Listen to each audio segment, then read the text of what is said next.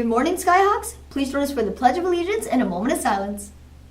I pledge allegiance to the flag of the United States of America and to the republic for which it stands, one nation, under God, indivisible, with liberty and justice for all. And now for a moment of silence.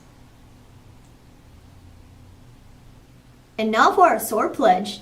I will be a person who is safe, organized, accountable, and respectful every day. Skyhawk SOAR. Good morning. We are happy to be with you again this Monday morning. Today is December 14th, day 4.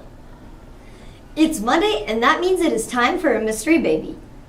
Take a hard look. Can you guess who this cute kiddo is? Make sure to watch the credits to find out if you guessed right. Thursday. School will be released at 11 a.m. This will kick off the start of the holiday break. Winter break will run from December 18th to January 1st. School will resume on January 4th. The complete school calendar is located on the school website. The staff student basketball game is this Wednesday, red versus green. Please be on time to the game. It will start promptly at 1 p.m. On the lunch menu today, Miss April is cooking up a tasty lunch, pizza bites, a California turkey sandwich, and hot dogs. Your side dishes will be oranges, carrots, and celery.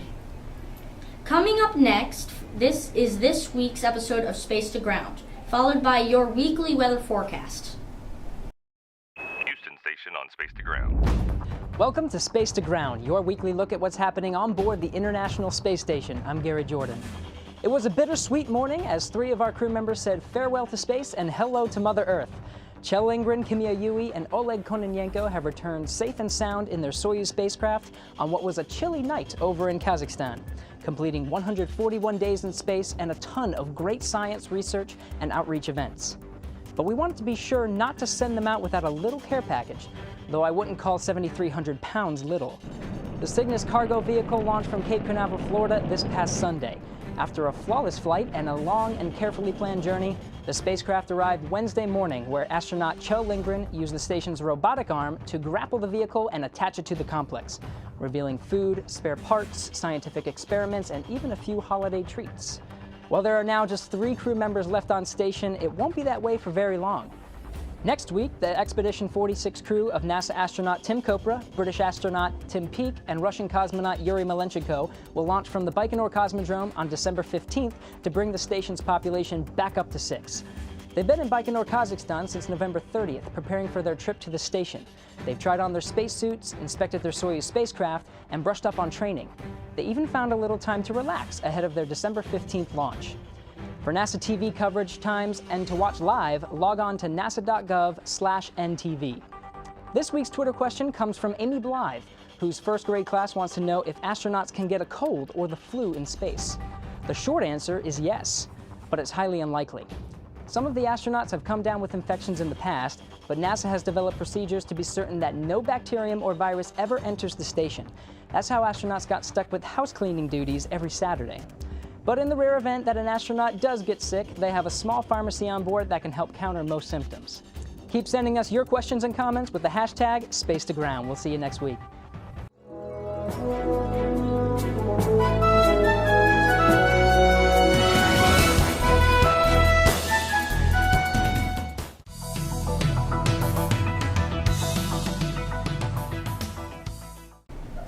We have more holiday cheer to spread. Enjoy as we continue the countdown to the holidays with Mallory.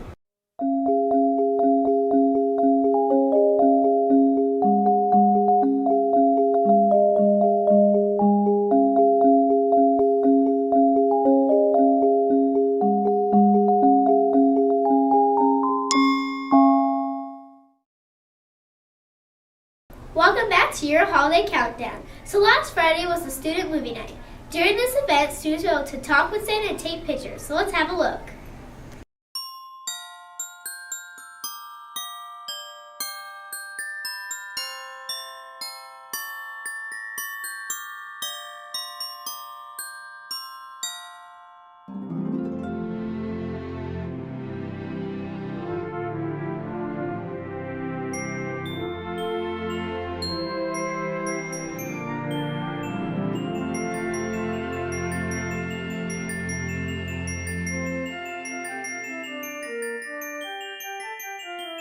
I'm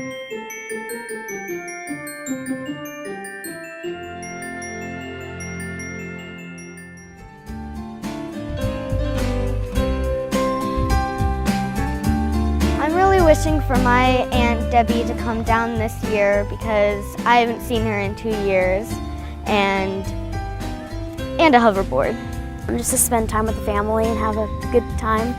And I also want a new phone for Christmas because I kind of miss being in contact with everybody. For the holidays, I'm really wishing for my whole family coming together and having a really nice time when I'm in New Hampshire this Christmas, and I'm really hoping for my grandparents to have a really nice time hanging out with all of us. I'm really wishing to get my phone fixed because it got cracked. I'm also looking for my mom and dad and my whole family to have a really good time this Christmas. I'm really wishing for my folks in Missouri to have a safe and happy holiday this Christmas. For Christmas, I wish to see my cousin and her family because I haven't seen them for a long time, and maybe a new phone. I'm really wishing to see my family in California. I'm really wishing for my family in South Dakota to make a safe trip down here to Arizona. I'm really wishing for everybody to have a great and safe holiday as ISIS is still out there, and I hope that the Syrian refugees get to come home to America and live a happy life.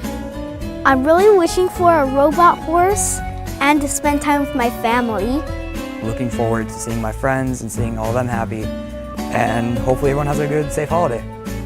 I'm really wishing for my family to get together on this holiday because I have so much fun.